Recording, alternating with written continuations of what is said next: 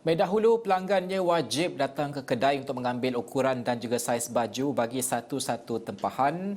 Namun semuanya berubah sejak Perintah Kawalan Pergerakan PKP dilaksanakan. Dan juga bagi Saidatul M. Ahmad Toha, 29 tahun dari Ipoh yang memulakan kerjaya sebagai tukang jahit sejak 5 tahun lalu, dia berkata antara idea yang dipraktikkan kini adalah berinteraksi dengan pelanggan melalui panggilan video dan menghantar baju menggunakan khidmat runner ataupun pos laju.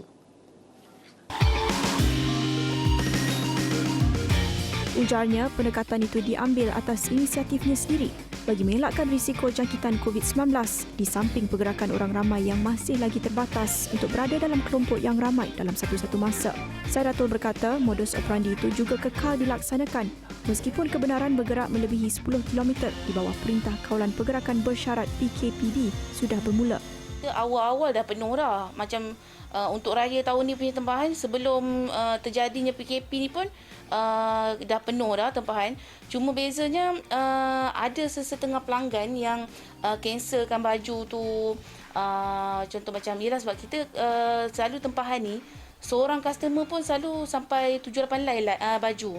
So kebanyakannya ada yang macam okey kak buat 3 lay dulu. Ada yang macam cancel macam kak cancel lah kak yang ni saya punya family sebab yelah tak boleh nak balik raya semua. Macam tu lah, dia terjejas sikit lah. Dia kini memilih untuk menjalankan perniagaan di rumah sejak pelaksanaan PKP pada peringkat permulaan di samping dibantu oleh 2 orang pembantu yang menjahit di rumah masing-masing. Katanya pendekatan ini diterima baik oleh pelanggannya yang rata-rata lebih selesa dengan cara baru dan hanya perlu menunggu tempahan dihantar ke rumah masing-masing. Diorang just macam bank in, okay, baju dah siap, okay, kita inform dekat customer bank in berapa balance kena bayar dan diorang tunggu barang sampai je kat rumah. Ada setengah pelanggan yang macam kita tengok macam mana dia nak adjust ke kan.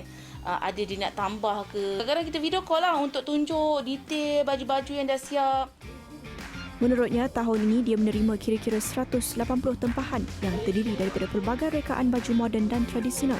Caj perkhidmatan menerusi pos dikenakan berdasarkan kawasan dan perkhidmatan runner pula RM10 di sekitar Ipoh.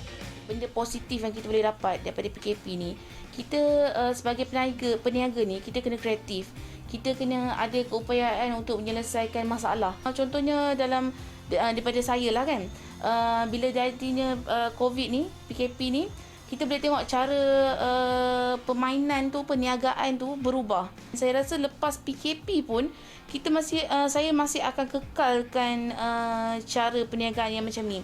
Sebab lebih mudah kita melalui online kan, kita ada fasiliti-fasiliti yang kerajaan dah sediakan dah. Kan mudahkan kita. Kenapa kita nak buat benda susah kalau kita boleh mudahkan? Harapannya selepas ini adalah normal baharu ini bakal menjadi penggerak kepada kemajuan perniagaan walaupun selepas PKP tamat. Dia juga berharap pendekatan ini dapat memudahkan peniaga dan pelanggan dalam menjalankan urusan perniagaan.